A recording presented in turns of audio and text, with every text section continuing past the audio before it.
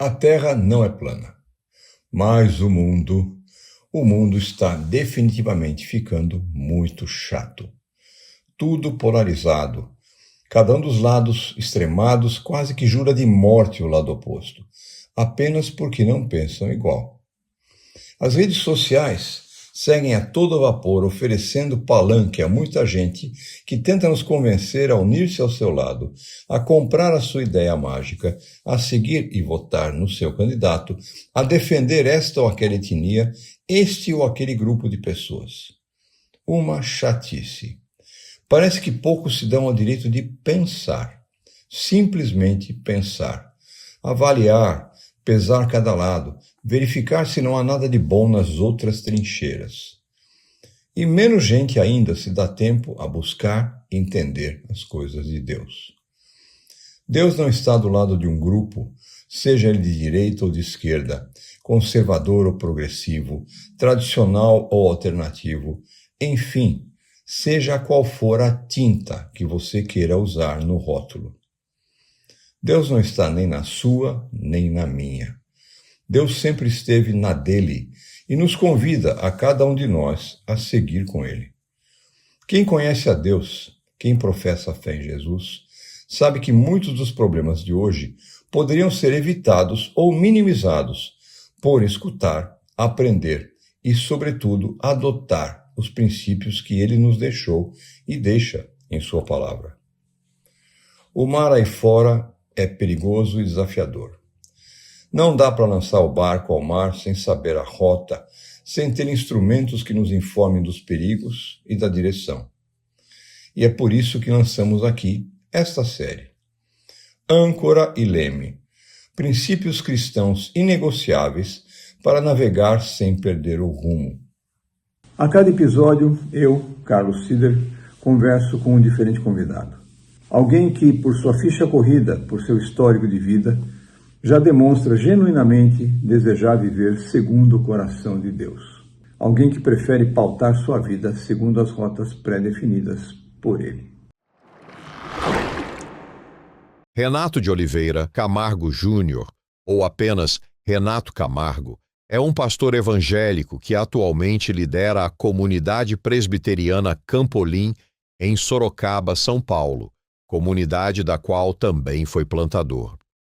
Renato é teólogo pelo Seminário Presbiteriano do Sul, pós-graduado em liderança pelo Mackenzie e doutor em ministério pelo Missional Training Center.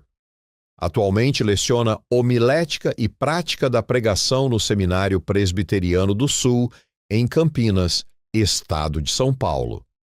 Antes da comunidade Campolim, Renato participou como plantador e pastor na comunidade da Chácara Primavera, em Campinas, e na comunidade presbiteriana de Vinhedo, na cidade do mesmo nome. Também foi, por vários anos, um dos cabeças do CTPI, Centro de Treinamento para Plantadores de Igrejas. Renato é casado com Cibele Coelho Sales Camargo, com quem tem 3 filhos, Rafael, Tiago e Vinícius. Mas, independente do currículo acadêmico, não se pode esquecer que Renato é uma pessoa acessível, amistosa e que, acima de tudo, tem seu coração inclinado a servir a Jesus. É sobretudo por isso que queremos ouvi-lo.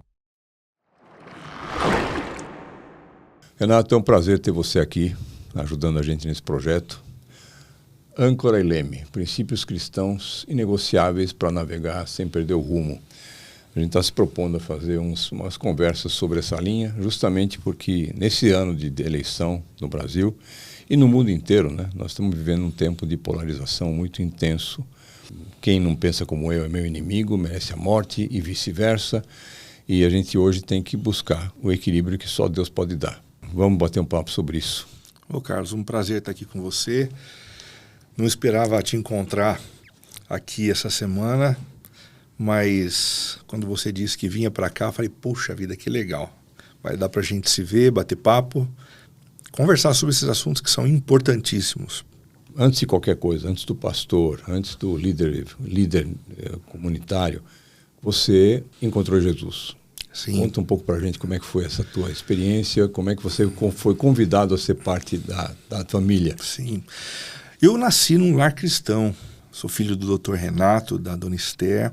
Eles sempre leram a Bíblia, sempre oraram, sempre foram à igreja. E eu cresci vendo isso tudo e fazendo isso tudo ao lado deles. De tal maneira que eu não sei dizer, assim, de maneira precisa, quando é que aconteceu alguma coisa espetacular. Eu acho que foi no processo. Enquanto eu orava, enquanto eu lia, enquanto eu ouvia, enquanto eu percebia a fé no coração dos meus pais.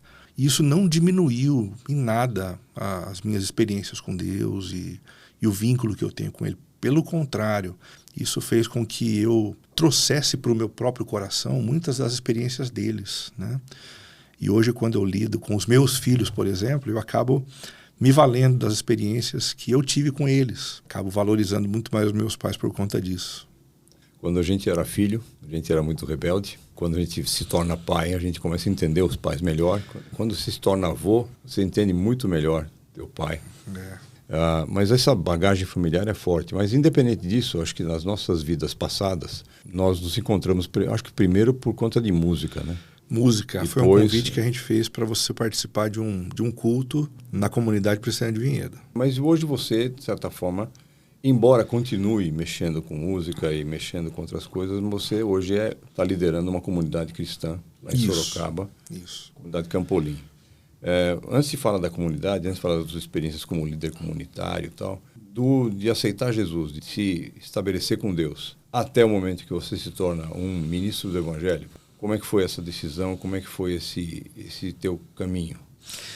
Eu acho que esse negócio começou a crescer no meu coração no meio da adolescência, porque eu acabei passando a adolescência dentro de uma igreja chamada Igreja Presbiteriana do Bom Pastor, que nasceu como fruto de uma divisão por conta de música. Os meus pais preferiam uma adoração mais tradicional, então romperam com a igreja onde eles estavam, começaram uma nova igreja, e ali, na Igreja Presbiteriana do Bom Pastor, nós nunca tivemos pastor.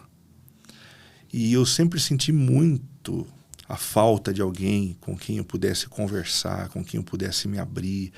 Eu lembro que eu tinha dilemas que eu tinha vergonha muitas vezes de contar para o meu pai, para minha mãe. Eu queria conversar com uma outra pessoa, mas a gente só tinha um pastor de atos pastorais, que aparecia uma vez por mês para pregar.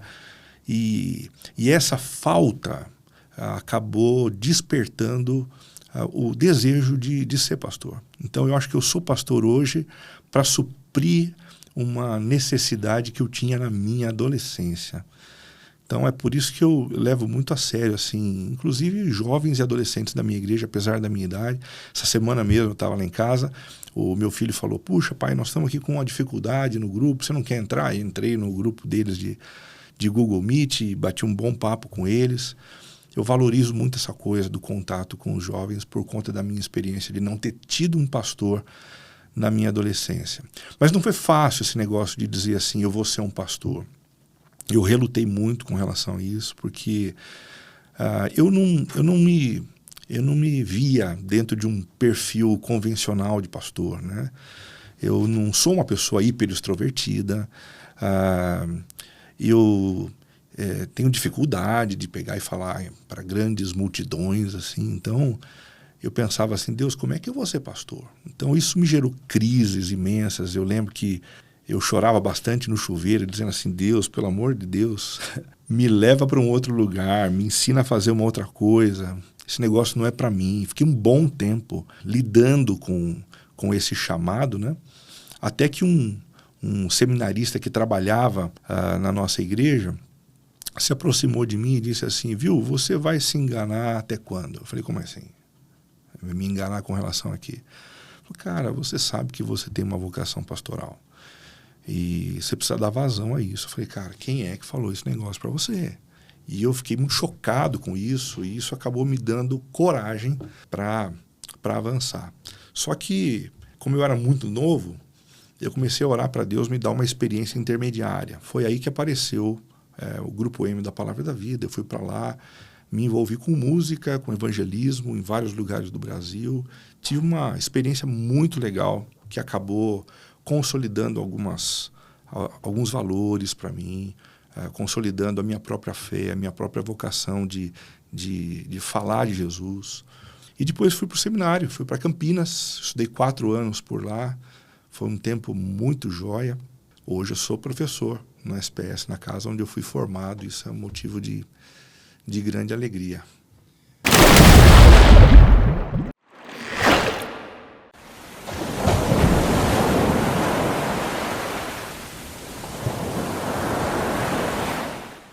O que me chama a atenção na tua trajetória, Renato, você vem de uma denominação conservadora, mas você abraçou e abraça, é um dos nomes que se fala do movimento um tanto mais contemporâneo dentro dessa denominação. Então, você começou a plantar igrejas, começou a plantar comunidades de fé em lugares distintos. Eu acho que foi aí que a gente se conheceu de verdade. Mas você tem uma linha que foge um pouco de um conservadorismo de costumes, de tradições, mas ao mesmo tempo sem cometer deslizes doutrinários. Veio por acidente, veio por caso pensado. Né? Eu me formei no Seminário Presbiteriano do Sul, comecei a pastorear uma igreja que era a Igreja Presbiteriana Ebenezer, que foi a mãe da comunidade presbiteriana Chácara Primavera, que foi plantada pelo pastor Ricardo Agreste. Então eu tive contato com a igreja nascente já nos 2 primeiros anos, como parte da equipe pastoral. Mas no 3º ano eu fui convidado para participar efetivamente da conclusão ali da plantação da Chácara Primavera, e eu tive a oportunidade de aprender ali com os erros e com os acertos do Ricardo, que estava fazendo um trabalho muito legal, muito bonito. E o desafio era, na sequência, sair para plantar uma outra igreja. Aí surgiu a possibilidade de Vinhedo. A gente começou a conversar com pessoas da região, acabamos nos encontrando com o Valtinho, que hoje é seu parente. Né? Com o sogro ou com o padre. E dentro da casa do Valtinho e da Gláucia começou uma comunidade. A gente era muito novo, né? Eu e a Cibele, completamente inexperientes, assim, para não dizer irresponsáveis nos movimentos da gente, mas muito apaixonados. Eu lembro que quando a gente foi para Vinhedo, cara, eu troquei o meu título de eleitor, eu troquei a placa do meu carro. Eu fui para aquela cidade com o desejo de passar o restante da minha vida. Esse era o compromisso do meu coração. Mas esse não era o plano de Deus. Por força de uma situação que aconteceu com a Cibele, um problema de saúde, a gente precisou sair dali. Mas o desejo era de realmente começar uma igreja que dialogasse com a cultura daquela cidade. E, curiosamente, o grupo que a gente chama de público-alvo era muito semelhante ao que era alcançado pela Chácara Primavera em Campinas, o que fez com que, em grande parte, o tipo de discurso, o tipo de comunicação, de estrutura, acabasse sendo parecido. Mas agora, esse negócio de ser relacionado como pastor de uma igreja que fez uma opção contemporânea é algo com o qual eu tenho um pouquinho de dificuldade. Eu vou te explicar por quê. Porque, na verdade, o que está por trás dessa opção é uma eclesiologia. É uma maneira de compreender a natureza da igreja que nos diferencia, sim, de outras igrejas que possuem eclesiologias diferentes. Uma eclesiologia missional, ela não é enraizada tão somente na palavra e na tradição, mas na palavra e no contexto no qual a gente vai fazer o trabalho onde a gente está sendo chamado por Deus para fazer. Ou seja, muda o local, muda a cultura, mudam também os instrumentos, mudam também os meios. Cada igreja local, na nossa maneira de compreender, tem uma digital. De tal forma que, se eu fosse, por exemplo, plantar uma igreja em Copacabana, no Rio de Janeiro, com a mesma eclesiologia missional, talvez a igreja que eu plantasse ali fosse uma igreja bastante conservadora, muito parecida com muitas igrejas tradicionais. Ué, mas por quê? Rio de Janeiro, Copacabana? Copacabana talvez seja o bairro mais idoso do nosso país, né? Então, olhando para o público-alvo, a gente define uma maneira de ser, uma maneira de existir que viabiliza a transmissão do Evangelho de Jesus. Se é preciso ser mais conservador, que seja. Se é preciso ser e usar uma música um pouco diferente, num local diferente, que seja. Porque o importante é o Evangelho. Eu lembro de um dia também que eu recebi um convite, Carlos, de um pastor de São Paulo, que disse assim para mim, vem pregar aqui na nossa igreja domingo de manhã, tal. Eu olhei na agenda, tinha condições, falei, eu vou, conte comigo. No final da conversa eu perguntei assim, qual vai ser o costume de vocês nessa ocasião? Ele respondeu assim, não, Renato, fique tranquilo, porque eu sei que você não gosta de terno e gravata. Eu falei, irmão, é o seguinte, eu acho que você não está entendendo. Você não está entendendo as minhas opções. A maneira como eu me visto na igreja onde eu pastoreio hoje não tem a ver com o meu gosto pessoal. Ela tem a ver com uma opção missiológica. Se eu fui chamado para trabalhar onde eu estou hoje, eu me visto de tal maneira a ser acolhido por essa cultura. Agora, se eu fui chamado para pregar na sua igreja, a pergunta que eu faço é, qual a roupa que vocês normalmente usam para que eu seja ouvido por vocês? O meu gosto pessoal, Carlos, morreu na cruz do Calvário. Quais os desafios você tem encontrado nessa negociação? Aquilo que é imutável de um lado, aquilo que é princípio inegociável e o resto que é negociável à medida do lugar que você está. Como é que você equilibra essas coisas? Como é que você equaciona o que é inegociável e o que é negociável? Eu acho uma pergunta essencial para a gente lidar com essa questão. Diz respeito à pergunta sobre o que é forma e o que é essência. Sempre que a gente está diante de uma situação, a gente tem que perguntar, nós estamos discutindo algo que diz respeito à forma ou diz respeito à essência? Vamos tentar exemplificar. Quando a gente fala de educação cristã, a gente está falando de forma ou de essência? A gente está falando de essência. Mas quando a gente fala de escola dominical, a gente está falando de forma. Muito embora essa forma praticamente esteja sendo associada nos dias de hoje a uma espécie de essência. Ela não é. A adoração é forma ou essência? É essência. Mas worship é forma, né? Quando a gente consegue estabelecer a diferenciação entre o que é forma e essência, a gente imediatamente ganha consciência do que deve ser mantido e daquilo que pode ser alterado.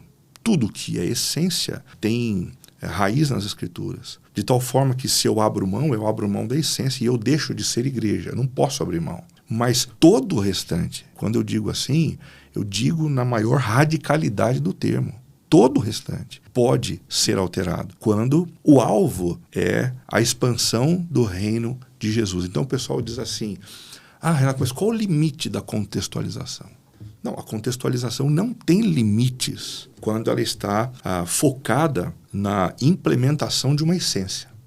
Se o desejo é implementar algo essencial de tal forma que as pessoas entendam, compreendam, se rendam a Jesus, nesse sentido não há limite. Isso ilustra claramente como o nosso meio cristão tomou de empréstimo palavras que significam a mesma coisa. Porque a tradução para o inglês de adoração é worship, a tradução para o português de worship é adoração. Eu entendi o que você quis falar no sentido de que a adoração é o conceito bíblico de adoração. E o estilo chamado worship, já virou um estilo musical. Esse estilo é formato, é forma. Como melhorar essa discussão sem cair na mesmice dos termos emprestados? A gente não consegue fugir de um mergulho profundo nas Escrituras, né? Se tem havido confusão hoje em dia entre forma e essência, não é porque as pessoas não são inteligentes, é porque as pessoas não têm teologia. Elas não têm um mergulho profundo nas Escrituras. Quando a gente vai, por exemplo, incentivar a plantação de uma nova igreja, o primeiro exercício, Carlos, que a gente faz é chamar o candidato à plantação e pedir para ele que ele escreva a sua eclesiologia. E isso não é um trabalho para inglês ver, não. Eu gasto tempo com isso. Então o plantador vem, traz para mim, eu leio e falo, mas espera um pouquinho, não estão faltando algumas coisas importantes aqui para você? Aí o cara olha e fala, tá mesmo, deixa eu dar uma olhadinha. E a gente revisita isso, porque a eclesiologia é a planta baixa. É a partir dela que as coisas começam a crescer. Então o plantador, o pastor, precisam de um aprofundamento teológico, para que a partir do compartilhar dessas ideias teológicas, uma novidade de vida possa ocorrer. Existem muitas igrejas querendo revitalização hoje em dia. E elas acreditam que revitalização é simplesmente mudar de um paradigma tradicional para um paradigma contemporâneo. Não tem nada a ver com isso. A revitalização diz respeito à mudança da eclesiologia. O que Deus me mandou ser, no lugar onde Ele me colocou, a partir dos irmãos que eu tenho ao meu lado. São essas três coisas. Potencialidade, compreensão bíblico-teológica, a compreensão do contexto histórico e geográfico e a compreensão da minha própria comunidade. A observação dessas três coisas me leva a considerar o DNA da minha igreja local. E aí surge a discussão sobre o tipo de música, aí surge a discussão sobre o tipo de roupa, sobre o formato do auditório e assim por diante.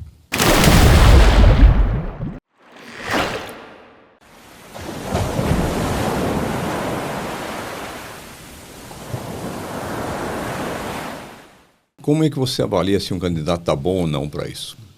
Nos dias de hoje, quais são os perigos que você enxerga hoje? Eu acho que um dos problemas principais é a da falta de avaliação de um plantador de igreja. Porque, embora todos os pastores sejam iguais diante de Deus, cada um de nós temos características diferentes. Uns gostam de atuar na área da música, outros são mais administradores, outros são mais conselheiros, outros são mais empreendedores, né? E essas características, elas nos são dadas por Deus. Então, quando a gente fala de um processo de avaliação, a gente não está falando de um processo semelhante ao de uma empresa, nu e cru, mas de um processo espiritual que nos leva a perceber quais são as características e potencialidades que o Senhor concedeu a um pastor. Para a gente entender a importância disso, a gente sabe muito bem que futebol é um jogo só, mas ele pode ser jogado ou no campo ou no salão. Mas quem joga no campo nem sempre consegue jogar da mesma forma no salão. A gente tem um bom exemplo disso, né, que é o exemplo do Falcão, que foi melhor do mundo no salão, muito bom e tal. Mas quando ele migrava para o campo, ele conseguia jogar futebol, mas não se dava tão bem assim. Ele não se tornou o melhor do mundo no campo. O que mostra que o contexto é importante. Não basta que a gente tenha a carteirinha de pastor. Não basta que a gente tenha a imposição das mãos da igreja sobre a nossa cabeça. A gente tem que distinguir melhor os nossos dons. Em Efésios 4, a gente tem a notícia de que Deus deu uns para e outros para. Então, discernir as nossas habilidades nos coloca no lugar certo. E quando a gente envia para o campo, para a plantação de igreja, pessoas sem as capacidades necessárias, é um desastre. Eu lembro de ter saído do seminário com alguns amigos da minha turma, indo para o sul do país, porque a denominação estava querendo passar por um processo de expansão. Alguns desses meus amigos voltaram do sul do país sem a igreja plantada, sem o casamento e sem a própria fé. Então, a gente não pode ser ingênuo. A gente tem que reconhecer o fato de que existem pessoas que são dotadas por Deus de algumas capacidades que são importantes para um trabalho e outras para outro. A avaliação de um plantador é fundamental nesse aspecto. Até que ponto o chamado é profissão e até que ponto o pastor que está hoje no seminário deve entender o quanto disso é profissão, aptidão, treinamento, performance e quanto é chamado puro? Vamos por partes. Em primeiro lugar, você falou sobre a questão do seminário. E aí eu vou fazer uma crítica que me atinge, porque eu sou professor de seminário hoje. Quando a formação cristã deixou de acontecer, a formação pastoral deixou de acontecer dentro do contexto da igreja local e ela passou a acontecer dentro da academia, algo muito complicado passou a acontecer. As pessoas começaram a acreditar que a formação do pastor dependia tão somente da transmissão de um conteúdo. Então as pessoas vão para os seminários, aprendem um conteúdo e se elas passam devidamente nas provas, elas se tornam pastores. E isso, ao meu ver, é algo muito complicado, porque não era assim no princípio. Os pastores foram sempre formados no início da igreja primitiva dentro da igreja local. E dentro da igreja local eles eram ensinados em 3 dimensões. A primeira dimensão, certamente, a dimensão teológica. A segunda dimensão, a dimensão do autoconhecimento, da vivência cristã, do conhecimento dos seus pecados capitais, das suas personalidades. E, em terceiro lugar, a compreensão das pessoas que iam ser alcançadas por eles. E até o reconhecimento dessa comunidade, né? E o reconhecimento dessa comunidade. Ou seja, quando a gente deslocou a formação para a academia, a gente se perdeu. Então, hoje em dia, um grande desafio é a gente formar pastores que não apenas conheçam a Bíblia, mas que conheçam a si mesmo e aqueles a quem vão servir. A cultura contemporânea. Baita de um desafio. Que, no fim das contas, um dos erros maiores é que os seminários formam comunicadores, formam bons vendedores de peixe. É exatamente diante desse contexto que a fala de um missionáriozinho como eu, que se preocupa com a cultura, que se preocupa em contextualização, se transforma num absurdo, né? Porque na cabeça desse grupo que você está citando, a única coisa que importa é saber se a predestinação é supra ou infralapsariana. E as discussões, assim, elas são etéreas, elas não tangenciam a vida, elas não tangenciam o coração, elas não movem as pessoas para um engajamento de transformação social. Não, a questão é se a gente crê certo, se a gente tem a ortodoxia gravada na nossa mente ou não. Como você lida com essas polarizações que tanto hoje existem em qualquer comunidade? Gente que é de esquerda, gente que é de direita, gente que é isentão, gente que é de centro, Como lidar com tudo isso e trazendo esses conceitos? Com muito ansiolítico e com muita terapia. Porque o que a gente está vivendo é um negócio completamente maluco. É de enlouquecer. As pessoas, assim, perderam o centro.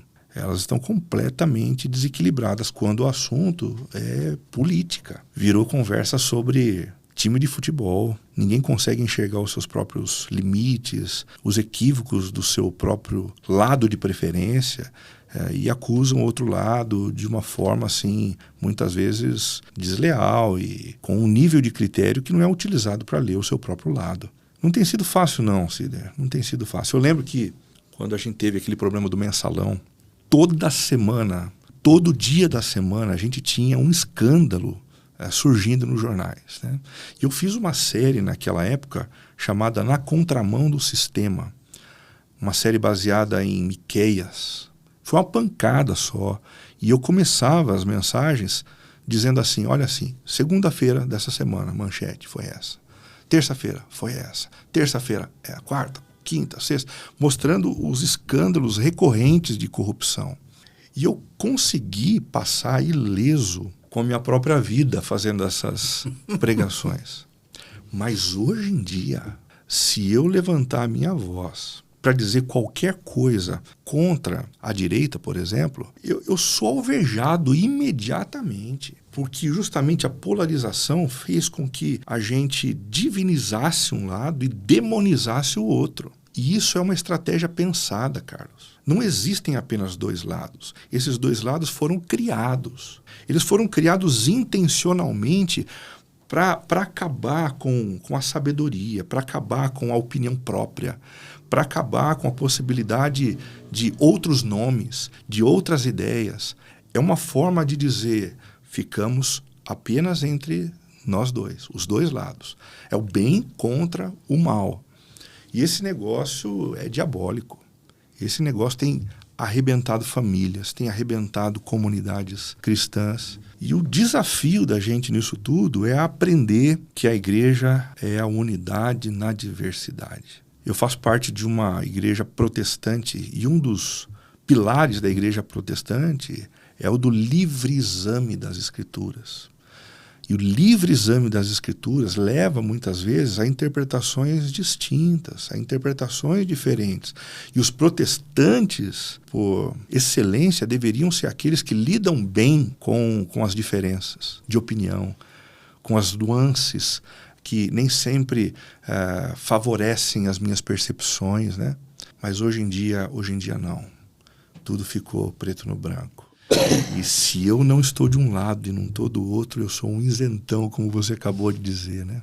Isentão é aquele que não consegue olhar para o seu próprio lado a fim de perceber que no seu lado existem luzes e sombras. O Evangelho conta pra gente que depois do pecado, todas as áreas da nossa sociedade, do mundo, foram contaminadas pelo pecado. Todas as áreas. De tal forma que não existe uma ideologia pura. Na melhor das hipóteses, é possível a gente afirmar que ideologia de esquerda e de direita há luzes e sombras. Agora, é muito complicado quando um cristão, cego pela ideologia, começa a viver como se o seu lado fosse o lado de Deus e o outro lado o lado do diabo. A gente precisa voltar para as Escrituras, a gente precisa se flexibilizar novamente, não para viver como isentão, mas para viver como gente que centraliza o Evangelho de Jesus, que é a única mensagem que não é comprometida com o pecado e que é capaz de transformar a tudo e a todos.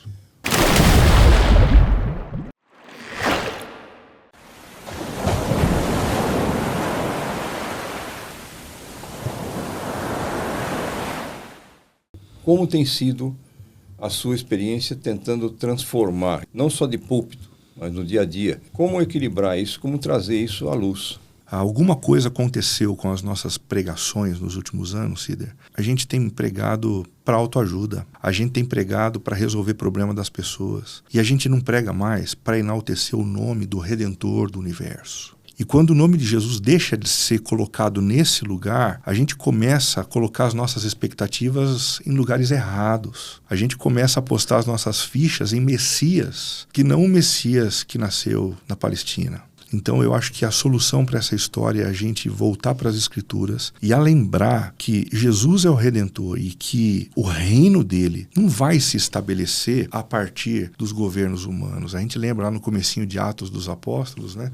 Quando o pessoal chega para Jesus e diz assim, é agora que você vai tomar o poder? É agora? Porque na cabeça deles, a coisa só começaria a mudar quando o Messias assumisse o poder político. Aí Jesus diz, como é que é? Vocês realmente acreditam nisso, cara? O meu reino não é deste mundo. E como é que a gente vai transformar o mundo? Aí respondendo a sua pergunta, assumindo os princípios e os valores do reino de Deus, assumindo a honestidade, a ternura, o amor, e trabalhando nesse mundo de uma forma justa, de uma forma equânime, para que, através de nós, o Espírito Santo vá transformando as bases. E de baixo para cima, das bases para os altos castelos, tudo comece a mudar. A mudança não vem de cima, a mudança vem das bases. Que conselho você daria para um cara que está saindo do seminário e começando uma carreira como líder comunitário, como pastor?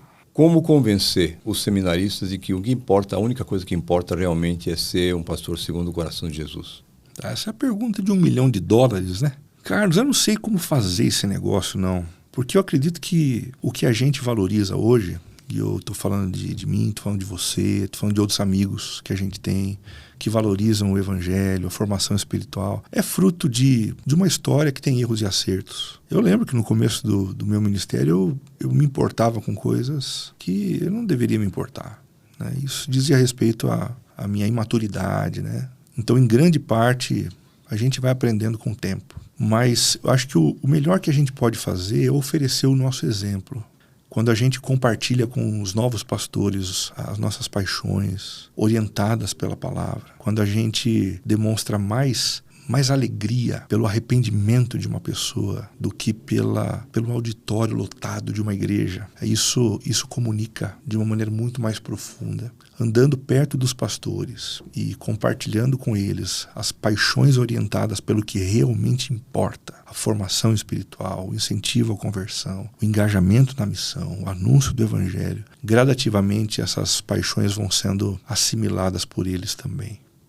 Na tua história pastoral, você teve que fazer, inevitavelmente, teve que tomar decisões difíceis, dizendo sim ou não a certas coisas. Qual escolha crítica você teve que fazer, que foi difícil, mas resultou de forma sadia para a tua vida, para o teu ministério?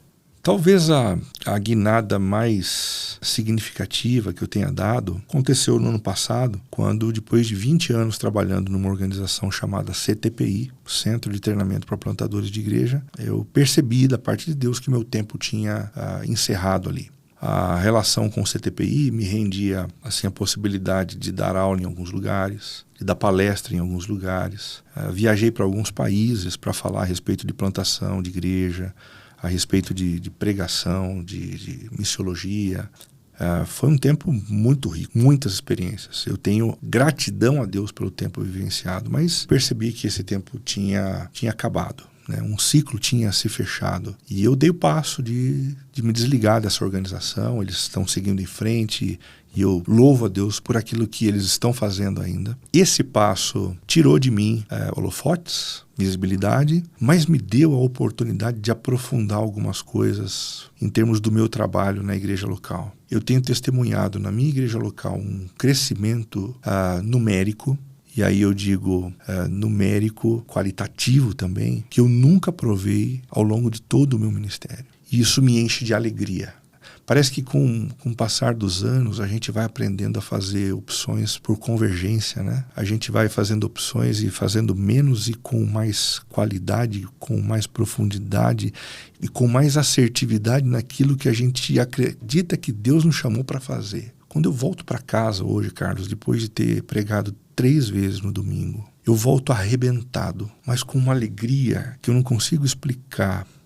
A alegria de me sentir como um giz que foi gasto para que o evangelho fosse formado na vida das pessoas. E eu tenho encontrado grande alegria em anunciar o evangelho de Jesus todos os domingos. E tenho gastado cada vez mais tempo nisso, cada vez mais oração nisso. E esse aprofundamento do meu ministério tem me trazido felicidade. Você é host de um podcast em Sorocaba, na tua cidade, que isso tem aberto aspectos que a igreja deixa de convidar a gente para ir visitar. Venha no meu estabelecimento, venha me conhecer. A igreja está indo lá fora, entrevistar o prefeito, entrevistar a gente do meu comércio, entrevistar a gente do dia a dia e trazer essa forma de ver a vida. Como é que tem sido essa experiência também tua? Porque é um púlpito diferente que você está começando a ter hoje. Conta um pouco para nós disso aí. Como é que tem sido essa tua experiência? Esse negócio começou quando me pediram para escrever um artigo para o Jornal da Cidade, o Cruzeiro do Sul. E eu escrevi um artigo, depois disseram, puxa, foi tão legal, você não quer repetir? Tá bom, eu repito, eu escrevi um segundo. Depois pediram um terceiro, depois disseram assim, você não quer escrever como articulista do jornal? A cada 15 dias você escreve um artigo para a gente. Falei, tá bom. E eu comecei a escrever. E a relação com o jornal, voluntária, acabou sendo uma relação muito legal, de amizade com as pessoas que trabalham lá. Tal. Até que a diretora me chamou e disse, Renato, surgiu uma outra ideia. Podcast da cidade para conversar sobre atualidade, sobre cultura, sobre espiritualidade. Você não topa?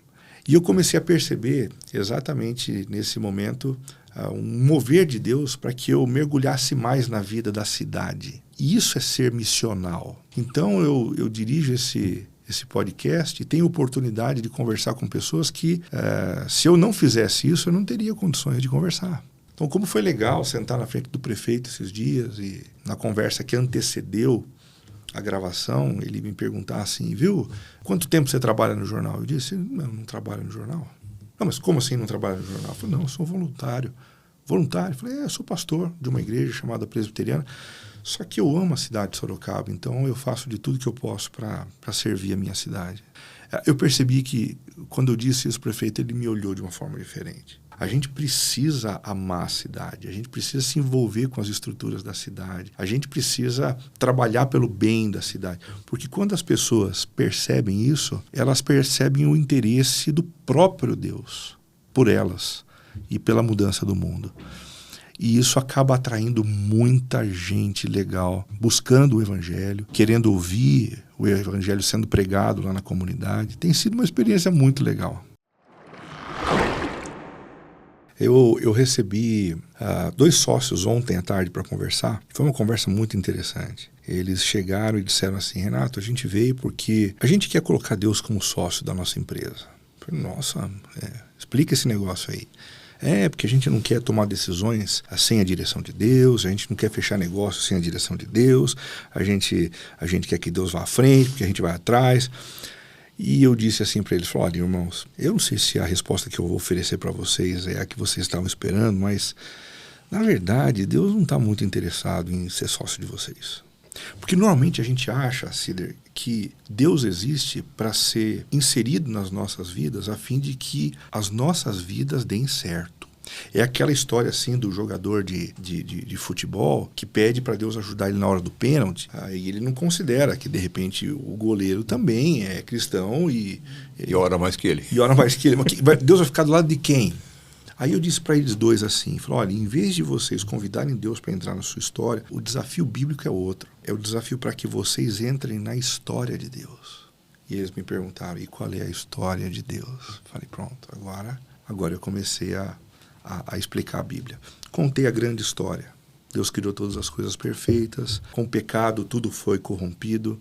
Deus fez uma aliança com Abraão.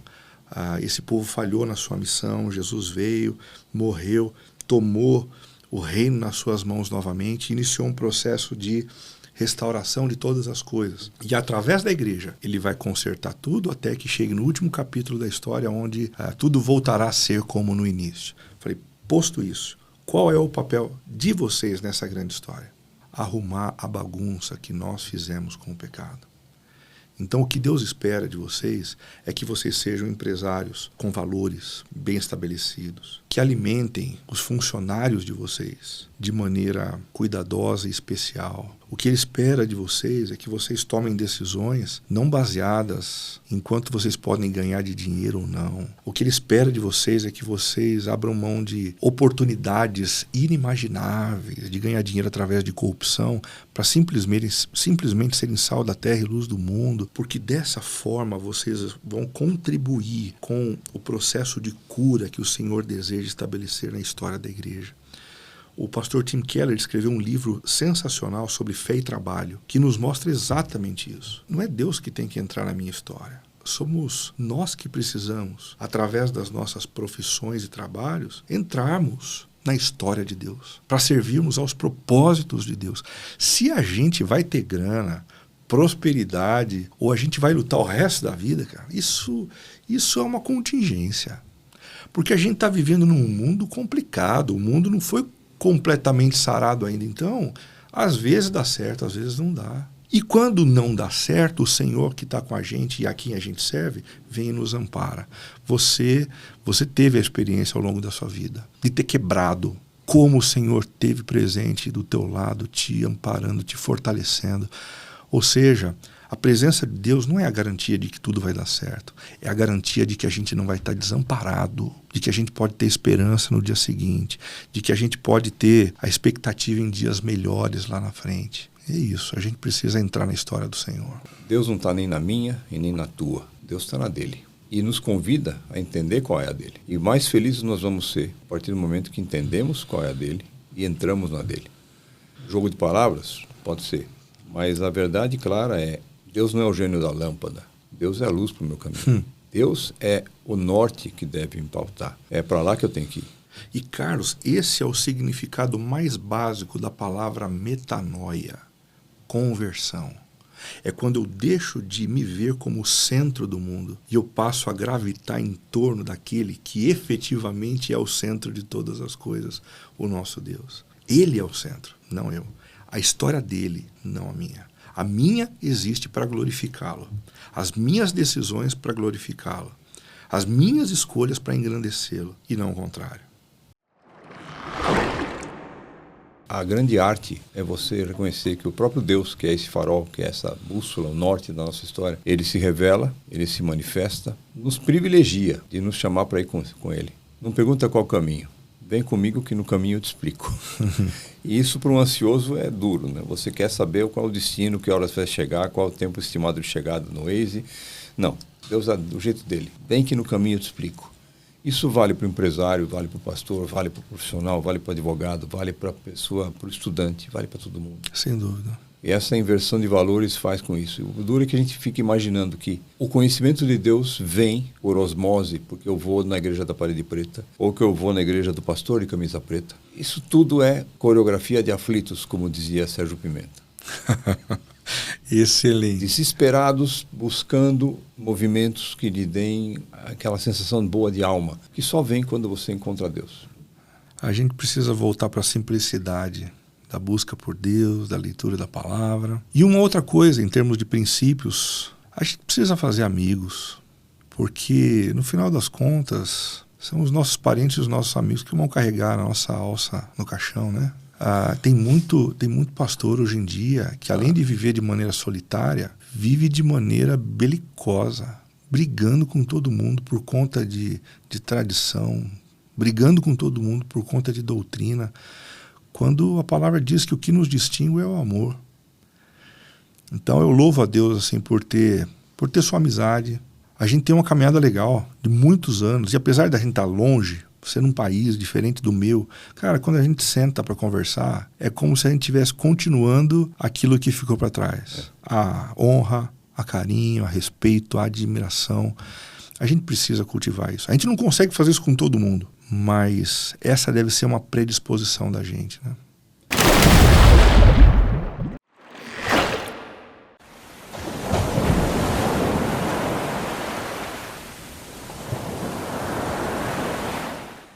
Todo mundo vê o tempo passar, todo mundo fica velho. Executivos, profissionais, se aposentam e esperam viver da sua aposentadoria.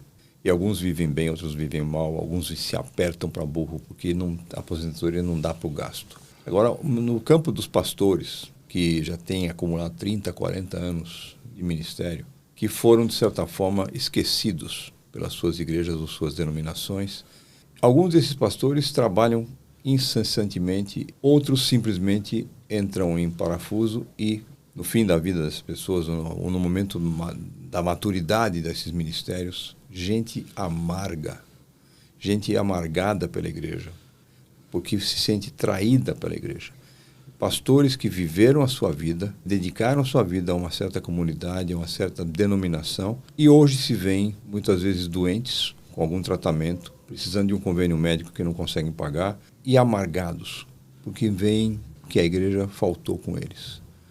Os filhos também não querem saber da igreja, porque os filhos dizem assim, o meu pai foi chutado, meu pai foi moído por esse maquinismo, e agora os cacos que sobraram dele ninguém mais quer. Como é que você enxerga esse fenômeno, essa situação? Você sabe que essa semana eu estava dando uma palestra para um grupo de plantadores pelo Google Meet. Tinha gente de vários lugares, a França, Espanha, Portugal, Estados Unidos.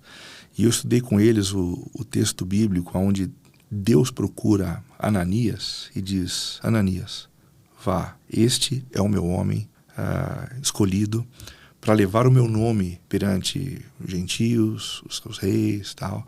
É um chamamento de Paulo, né?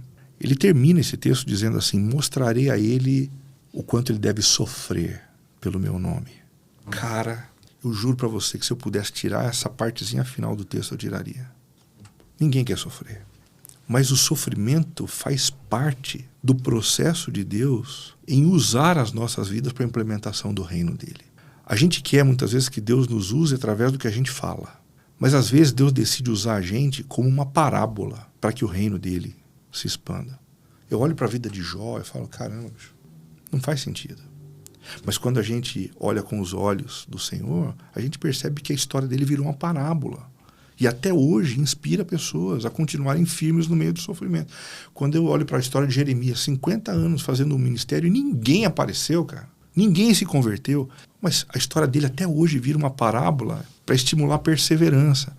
Ou seja, a gente precisa recuperar alguns elementos que são fundamentais no nosso chamamento.